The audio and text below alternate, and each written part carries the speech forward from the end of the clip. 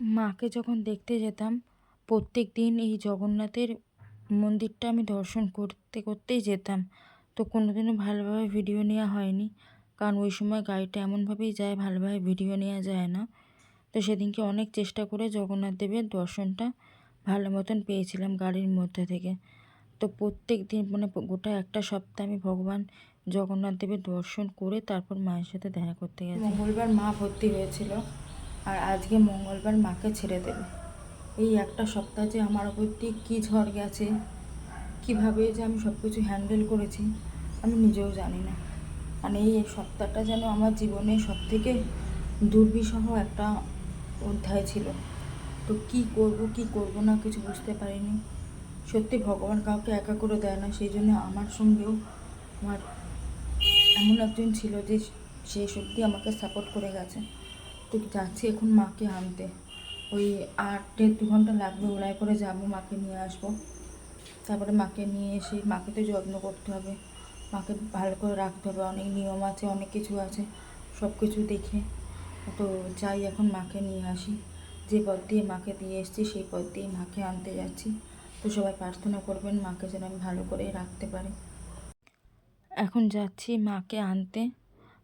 তো আমাদের বাড়ি থেকে তো বেশ অনেকটা টাইম লাগে, আর যতবার গেছি ততবার ওলা করেই গেছি। গোটা একটা সপ্তাহ আমরা ওলা উবেরে করেই গেছি, কারণ এমনি কেটে কেটে যাওয়ার থেকে তারপরে আবার কিছুতে করে ফেরা, মানে এত কেটে কেটে যানবাহনের থেকে আমার মনে হয়েছিলো ওলাটাই সব থেকে সুবিধা হবে, সেজন্য ওলায় করেই যাওয়া আসা করেছি। আর এটা হলো মায়ের ভিজিটিং কার্ড। দেখুন, মিতালি বিশ্বাস, 502 নম্বর বেডে। তো এই কার্ডটা তো ওদেরকে আজকে জমা দিয়ে দিতে হবে। তো জমা দিয়ে তারপরে আমি নিশ্চিন্ত হই, কারণ আমি ভগবানকে বলেইছিলাম যে পথে আমি মাকে নিয়ে যাচ্ছি সে পথে যেন আমি ফিরিয়ে আনতে পারি। এবার যখন এখান থেকে উঠছিলাম তখন এত টেনশন ভয় সমস্ত কাজ করছিল যে কী হবে না হবে, মা কতটা ভালোভাবে পারবে কি পারবে না। আজকে আবারও সেই মঙ্গলবার, কিন্তু আজকে আমি আসছি মাকে বাড়িতে নিয়ে যেতে। চলে এসেছি আমি নার্সিংহোমে, অনেকটা আগেই চলে এসেছি। ডাক্তারবাবু যখন আসবে তার অনেকটা আগে। তো কিছু আমাদের পজিটিভ ছিল যেগুলো করতে হতো, তো সেগুলো করার জন্য টাইম লাগতো, তো সেই জন্য চলে এসেছি। আর আমাদের তো সমস্ত পেমেন্ট হয়ে গিয়েছিল, সেই জন্য কোনো প্রবলেমও হয়নি।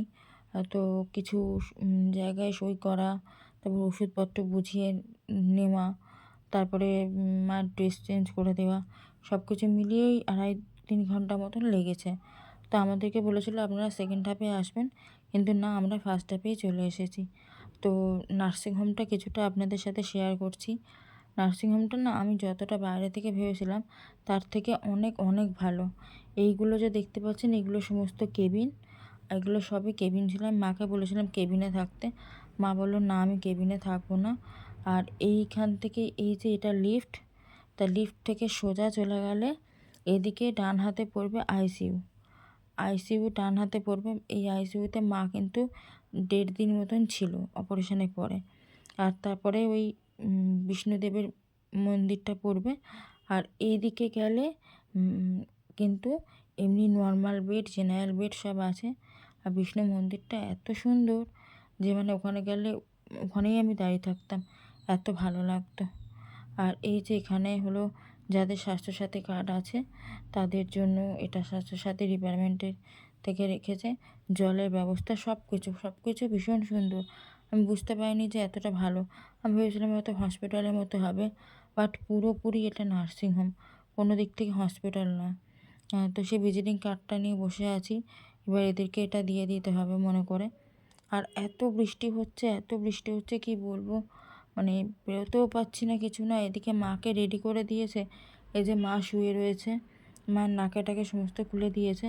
আর ওরা এটা দিয়ে দিয়েছে, এটা হলো ডিসচার্জ কার্ড, সেটা ওরা দিয়ে দিয়েছে। আর এই যে দিদাটা, এই দিদাটার সঙ্গে মা খুব গল্প করতো, ওই দিদা আমার সাথেও খুব গল্প করছিল। তো যাই হোক, একে তারপরে চলে এসেছি একটু ভগবানের কাছে, কারণ ভগবানের কাছে আমি সারা সপ্তাহ পড়েছিলাম যে ভগবান যে রাস্তা দিয়ে আমি মাকে নিয়ে গেছি সেই রাস্তা দিয়ে যেন আমি ফিরিয়ে নিয়ে যেতে পারি। তো ভগবান সেটাই করেছে, আমার ইচ্ছা পূরণ করেছে। অবশ্যই আমার মায়ের ভাগ্যের জোর ছিল, মাথার উপর ভগবান ছিল। আমার কথা ভগবান শুনেছে। তো যাই হোক, ভগবানের দর্শন করে নিলাম, নিয়ে এবার বৃষ্টিটা একটু কমতে তারপরে গাড়িতে উঠেছি। তো গাড়িতে উঠেছি, মাকে যেন এই কদিনে কি রোগা হয়ে গেছে, মানে কেমন লাগছে দেখতে। কিন্তু আমার একটাই কথা যে আমি যেভাবে নিয়ে গেছিলাম তোমাকে, ঠিক সেইভাবে বাড়িতে আমি ফিরিয়ে আনবই। তো মাকে বাড়িতে নিয়ে ফিরছি, ভীষণ মজা হচ্ছে। তো আজকে ভিডিওটা কেমন লাগলো জানাবেন। দেখা হবে পরের ভিডিওতে।